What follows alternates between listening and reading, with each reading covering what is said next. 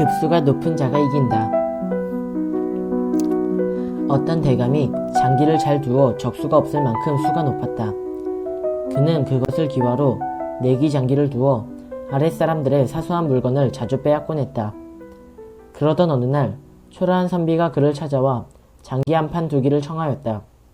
대감은 사양할 까닭이 없었으므로 곧 내기 장기를 두었는데 이때 대감은 돈을 걸었고 선비는 타고 온 말을 걸었다. 결과는 대감의 승리였다. 그는 수염을 쓰다듬으면서 마지 못한 채 선비의 말을 취하였다. 그로부터 여러 날이 지났을 때 예의 그 선비가 다시 대감을 찾아와서 재대결을 청하였다. 저는 과거를 보러 왔는데 불행하게도 낙방하고 말았습니다. 그래서 고향으로 돌아가는 차에 대감께 인사를 드리려고 다시 찾아뵈었습니다. 저는 대감과 다시 장기 한번 두기를 청합니다.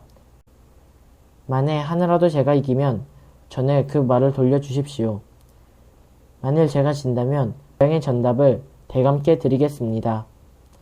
자신이 있었던지라 대감은 선선히 응하였다. 그런데 이번에는 선비가 이겼으므로 대감은 그 말을 내줄 수밖에 없었다. 그 사이에 수가 그렇게 늘었단 말인가? 하고 대감이 탄식하자 선비가 말하였다. 애당초 제 장기 솜씨는 대감보다 훨씬 높았습니다. 그렇지만 지난번에 일부러 대감께 장기를 져드렸을 뿐입니다. 제가 과거를 보러 오기 위해 지방에서 말을 타고 오긴 했으나 서울에 머무는 동안 말을 먹이고 재울 데가 없었습니다. 그러다 생각다 못해 대감의 마곡간을 잠시 빌리려고 이런 계책을 쓴 것뿐이니 널리 양해해 주시기 바랍니다. 그동안 제 말을 잘 먹이고 재워주신 점과 저와 장기를 두는 동안 저를 잘 대접해 주신 점에 대해서는 감사드리는 바입니다. 대감은 쓴 입맛만 다실 뿐이었다. 두 친구가 어느 날 사소한 일로 말싸움을 벌였다. 내용인즉 이가 솜에서 생기느냐 기름때에서 생기느냐는 것이었는데 어느 쪽도 자기 주장을 바꾸지 않았기 때문에 논쟁은 한나절 동안 계속되었다. 하는 수 없이 두 사람은 이 문제를 지혜롭다고 알려진 마을 암자의 주지 스님의 판정을 받아 해결하는 것으로 결정을 보았다.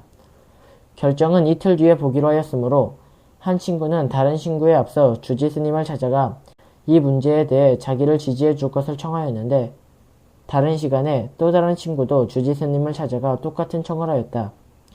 두 친구는 그 보답으로 주지 스님에게 한 사람은 떡국을 다른 한 사람은 냉면을 대접하기로 약속했다. 약속한 날이 밝자 두 사람은 각기 믿는 바가 있는지라 자신만만하게 주지 스님을 찾아갔다. 두 사람으로부터 그간의 논쟁 내용을 전해 들은 주지 스님이 판정하였다.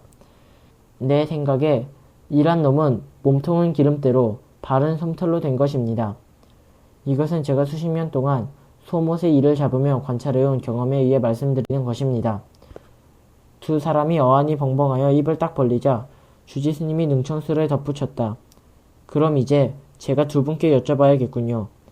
두 분, 떡국을 먼저 먹었을까요? 냉면을 먼저 먹었을까요? 스님으로부터 전후 사정을 들은 두 사람은 스님과 함께 깔깔대고 웃었다. 포도장수가 사람들에게 말했다.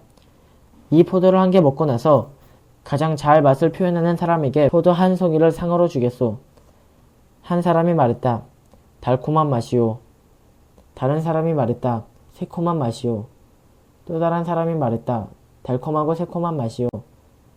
그러나 포도장수는 만족하지 않았다. 그때 마지막 사람이 말했다. 포도 맛이군.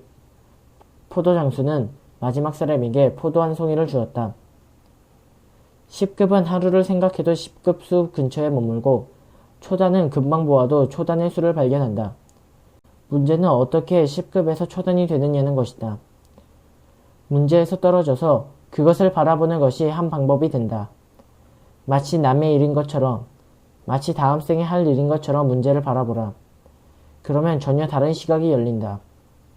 뒤집어서 바라보는 것도 한 방법이 된다. 위대한 발명품 중에는 사고를 뒤집었기 때문에 탄생한 것들이 많다. 모두들 살려고 하는데 죽는 길을 택하면 오히려 사는 수가 생기는 이치를 알아야 한다. 근본적으로 돌아가 단순하게 생각하는 것도 한 방법이다. 고등수학으로 풀어야 한다고 믿어지는 문제를 쌤, 뺄셈 수준에서 생각해보는 것이다. 아무리 복잡한 문제도 대부분은 둘 내지는 셋 중에 하나를 선택하는 문제일 뿐이다.